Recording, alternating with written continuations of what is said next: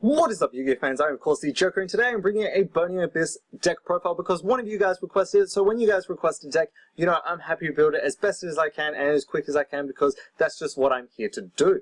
And that's also what I just love doing for you guys because, you know, my goal with this channel is just to help you guys out as much as I possibly can. Now, with this deck profile, before I get into it, there are a few things I want to be bringing up. The first thing is, the person that requested this deck profile is actually absolutely amazing, and they actually gave me the deck list that they're personally running. So, you know, if you want to check that out, there'll be a link to that. Sorry, there will be that in the description down below, so you guys can just read through that. At the very bottom, there will be his personal deck list that he's running. I'm going to be putting question marks around it because I don't want to be, you know, he doesn't have a channel, so I mean, if he did have a channel, I'd be happy to give him a shout out. And, you know, if he comments on this video, you know, you'll know it's definitely him. So, I don't want to be saying exactly who it is just in case he doesn't want to get known or anything, so that's why I'm personally doing that for him. And the other things I want to be bringing up is the fact that he also asked me to try and keep this as budget as possible, and for me budget is about, you know, $100 to $150 for a lot of people. I mean, budget to me is about $60, but for this day and era, $100 to $150 is what's going to get you that budget OP deck. So that's why I've tried to keep this deck too, and I will be, when I come across the cards that are more expensive, I will be, you know, stopping on that particular card and explaining, you know, what a great substitute for that card is, and pretty much the basic average price on that card. And the last thing that he also asked was, of course, you know, try to keep this deck pure Burning Abyss. When I hear that, of course, it just means, you know, no Phantom Knights, no trying to bring in the brilliant engine, no trying to bring in all that other stuff, which I'm, of course, happy to not bring in because I personally don't like smashing too many different decks together, but that's just me. I mean, there are a few decks that I love smashing together, but with Burning Abyss, I love playing this more pure. And, you know, I did actually have this deck a really long time ago, and, you know, when, it was way before Link Format even hit, when this deck was out, you know, I thought, okay, I bought an entire core for myself, and then a few weeks later the price jumped, so I sold it quick and easy, which I just had to do. I sold it to one of my mates. I don't even know if he still has it, and it's just absolutely amazing.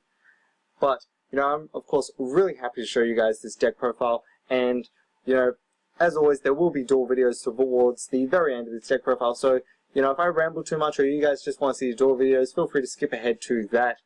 And, you know, there will be a comment or a little bit of a text bubble on when that actually happens, so you guys can just skip to that moment in time. But without further ado, let's just jump right into it, shall we?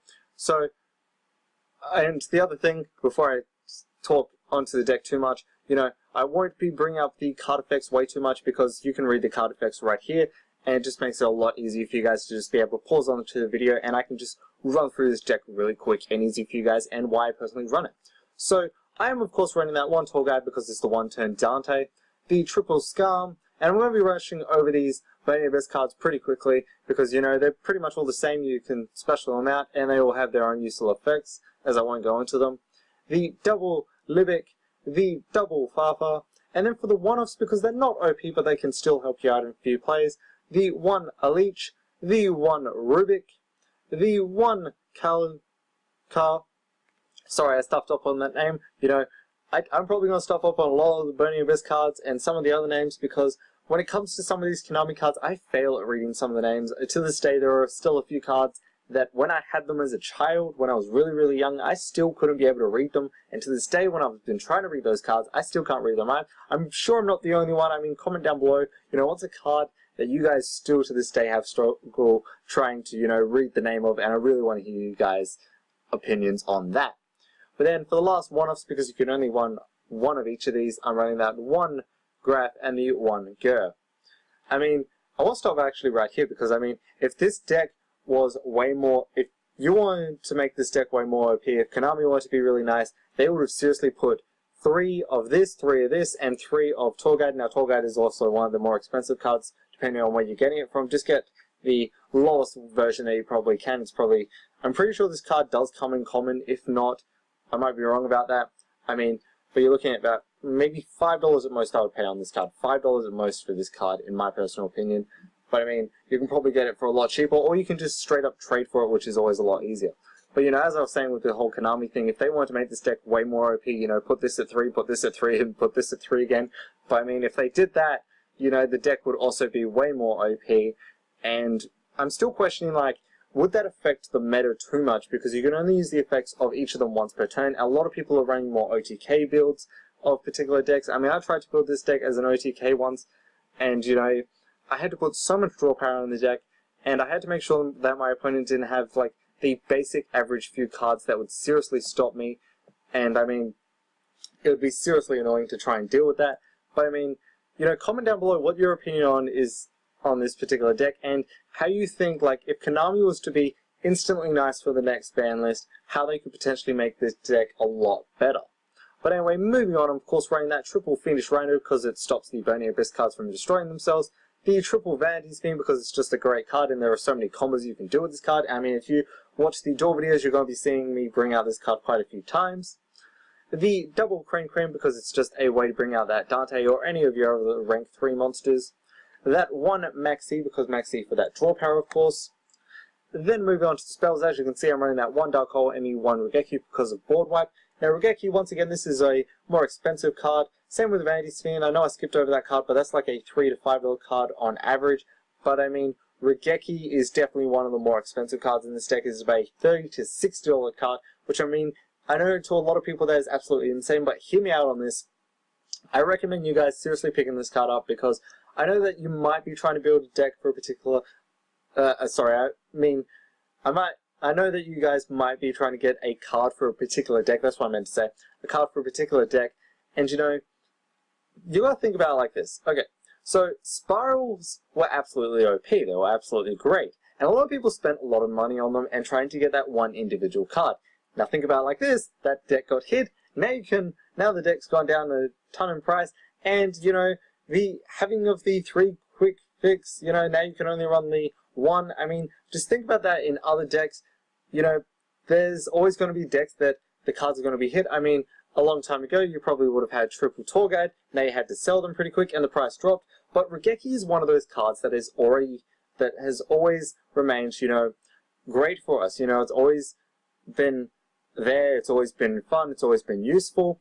And I mean, if someone told me at the very beginning of this game, when I first started playing, when I was like 7 years old, you know, hey kid, save your money. Seriously, save your money and get this one card. Seriously, get this one card and it will really help you out. Just put your money aside every week, and whatever money you get, seriously, just put it aside. Even if you put $5 a week aside, or whatever, how much you can put aside, seriously, put it aside and get this card, because all those commons you're getting right now, they're not going to help you out. You're probably going to be trading. And if someone told me that, they would have been right, and I would have listened to them, because, you know, they've been playing the game for a lot longer, and I always took advice from people that are older from me in this game. But I mean, seriously, that's just my tip on this card. Seriously, pick it up as quick as you can, and if you've already got it, congratulations to you.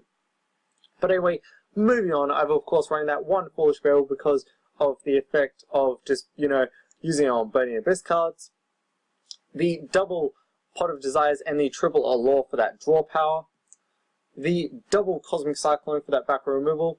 I mean, all these cards that I just mentioned, from the Foolish to the Cosmic Cyclone, they're pretty cheap because they've got reprints. They've been reprinted so many different times, or they've been reprinted at least 2 times. Like Pot of Desires has now, that's like a $3 to $5 card. Cosmic Cyclone is now on the structure deck, so I mean, those are pretty cheap cards that you can easily pick up. And for the trap lineup, I'm of course running that double Solemn Strike and the one Solemn Warning to stop my opponent from summoning those annoying monsters I just straight up don't want to deal with.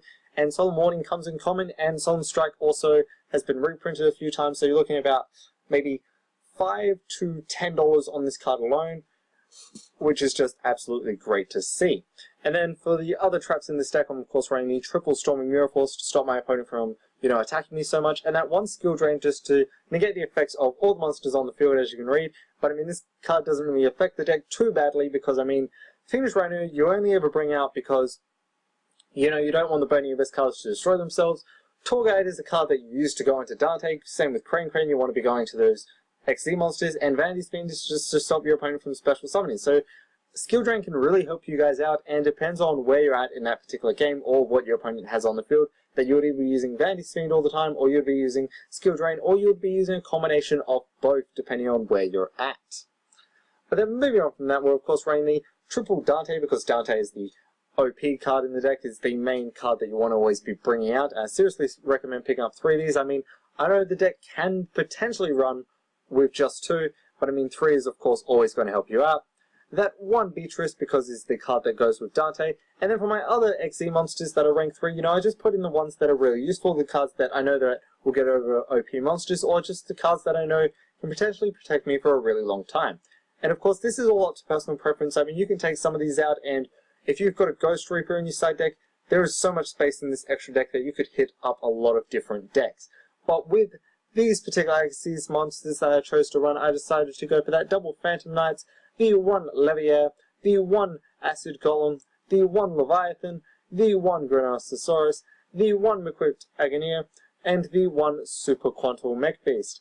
And these cards are just really useful. I mean, they go over a lot of things, as I said, and they can really help you out. I mean, Acid Golem really did help me out in a few duels when I was playtesting this deck, and I was always bringing out Dante or Acid Golem half the time. I didn't actually bring up any of the other XE monsters because, I didn't actually really need to go into them. But I mean, they're still fun to play, and I recommend playing at least a few of these because they'll really help you out. But then for the Link monsters, because we're in the Link format, just in case you want to be bringing out multiple, which is what you really want to be doing half the time, just make sure you've always got those bonus Link monsters. I mean, until we get that Burning Abyss Link monster, which we're getting next year in February, I mean, until we get that awesome card, we have to be running the generic, proxy or decode, or if you just want to be running that one guy, it's all up to you guys depending on what you want to be running. But I mean, half the time, of course, you'll be bringing out the decode if you want to be going for more. And then this card also came out in the structure deck, which is just absolutely great. So of course, it's the easiest Link monster that you can potentially pick up at a really affordable price. But that's it for the main extra deck. Now moving on to the final part of this deck, which of course is the side deck. Now before I get into it, as I've said in previous videos, it is all up to personal choice. It depends on what you're facing at current locals. It depends on what you feel the deck is really gets hurt by. I mean, if there is any particular deck that you don't know how to face, feel free to comment down below. Of course, I'll be happy to help you guys out because that's what I'm here to do, as I've said. Now, with this side deck, I steered away from the budget actually, but I wanted to put these cards in just to talk about a particular decks that you can potentially hit with this, and it'll be really useful. So I decided to go for that double Ghost Ogre and Snow Rabbit because it's got over annoying things. I mean, I didn't put Reaper and I didn't put Ash because even when I get over budget, I try to stay away from Ash because that's an $8 card. And I know myself, I'm probably never going to pick that card up. And honestly, I really hope that card gets hit, purely and simply because I can't pick it up. But I mean, that's another thing. Feel free to comment your opinions on that card or any of the cards that you feel should be banned or limited in the comment section down below. But anyway, moving on, we were of course running that double Droll and Lockbird. Now the reason I'm put Droll and Lockbird in is because, there are a lot of draw heavy decks in the current meta. We've got burn decks, we've got a lot of the other draw heavy decks. I always bring up burn decks because that's the one I always feel come home to. But I mean, Droll and Lockbird can really help you out on stopping those particular decks. The double Denko Cycle, because I know that we run a lot of traps in this deck, but you got to think in mind that the traps that I do run in this deck are purely and simply to protect me. So if I feel that my opponent has better traps than me, just summoning that Denko Cycle can really help me out. The double Gamma CL and the 1 Humongous, as well as the 1 Interrupted Kaiju Slumber, just to get around those annoying things, I decided to put in that Kaiju lineup. I mean, you don't have to put in the Kaiju lineup if you want to take out Humongous and the Interrupted Kaiju Slumber for really anything else that can really stop particular decks. I mean, feel free to do that as well. And then I decided to go for the double Dimensional Barrel because it stops Pendulum Magician decks, it stops XZ decks, it stops, a lot of the particular decks that can really get hurt by this, which is just absolutely fun to see. I mean, it's just absolutely great that this card also came in common in the structure deck, so a lot of people can pick this card up at an affordable price. But I mean, with Pendulum Magician decks, I'm potentially going to be OP. That's why I'm also running the double Anti-Spell Fragrance. So these cards right here can really help you guys out. Just run these and they can absolutely be really fun on either at least stalling or stopping those decks for a really long time to potentially get you the plays that you want. And then for that last trap card, I went with the 1 Imperial Order because I know that I'm running a lot of spells in this deck, but you got to keep in mind, once again, these spells and these traps are cards that can either destroy my opponent's stuff or protect my stuff. So, I mean, it depends on what they have on the field or what they're going to be using, that I would be running Anti and the Imperial Order at that period of time. Well, of course, that actually ends it for the deck profile portion of this video. If you want to see the duel videos, that's what's going to be coming up in a minute. But of course, I actually want to be signing off right now. Just say a big thank you to all you guys that, you know, have enjoyed my videos up to date. And if you enjoyed this one, you know, smash that thumbs up button, subscribe to my channel if you haven't already. And as always, if there is any deck profiles or tips or any Yu-Gi-Oh related video that you guys want me to make, feel free to comment down below, or you can message me on Facebook, Twitter, or even, you know, Discord. There'll be links to them all in the description down below, so you can hit me up on any of them, and feel free to message me any point of time. You know, I try to come back and talk to you guys as quick as I possibly can. Sometimes it may take a couple of hours, sometimes it may take like 7 to 8 hours. It just depends on the time zone difference. But of course, you know, if you guys want me to make something, I'm happy to make it. And before I sign off, I do want to give a big shout out to my team, Duel Society X. You know, I want to give a shout out to my captain Edward, who's currently trying to do so much for the channel. He's absolutely amazing. So I mean, check out that channel. There will be a link to that in the description down below. And I mean, just hit him up. And you know, if you're a big Yu-Gi-Oh fan, or if you're a starting YouTuber and you want to be part of an amazing group, hit him up on that. I mean, just try and join the group, and you know, you can potentially message me on that as well. But of course, that actually ends it for me of signing off. And here are the duel videos right now. I really hope you guys do enjoy them. And until the next one, have fun dueling, and I'll see you next time.